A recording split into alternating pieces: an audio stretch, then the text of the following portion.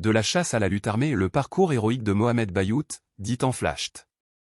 Le Shaïd Mohamed Bayout Ben Ali, connu sous le nom de Guer Tanflacht, est né le 19 août 1935 à Mechta Tanflacht, dans le douar Beni Khattab, commune de Texena, wilaya de Jijel.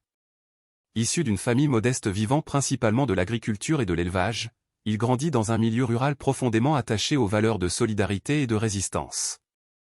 Dès son jeune âge, Mohamed Bayout manifesta une grande passion pour la chasse et un talent exceptionnel dans la manipulation du fusil de son père, notamment lors des fêtes traditionnelles du village. Ses premières expériences constituèrent une forme d'entraînement militaire informel, qui allait plus tard se révéler précieuse dans son engagement révolutionnaire. Avec le déclenchement de la révolution du 1er novembre 1954, il fut parmi les premiers de sa région à soutenir activement les Moudjahidines, transformant la maison familiale en refuge et lieu de repos pour les combattants de la liberté. Ce contact direct avec la lutte armée marqua le début de son parcours militant. Grâce à son courage remarquable et à sa vigilance exemplaire, il fut rapidement chargé de missions organisationnelles et logistiques. Son ascension au sein de l'Armée de Libération Nationale, ALN, fut à la fois rapide et impressionnante.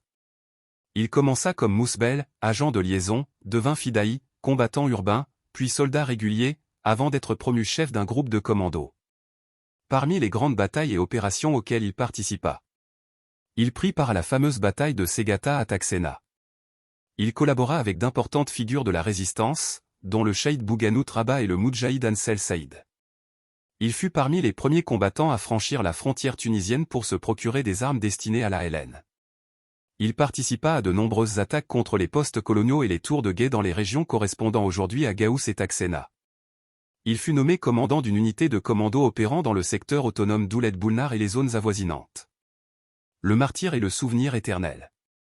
Le martyr Mohamed Bayout tomba au champ d'honneur un vendredi de l'année 1961, lors d'un affrontement avec les forces coloniales dans la région de Meuse-Guitane.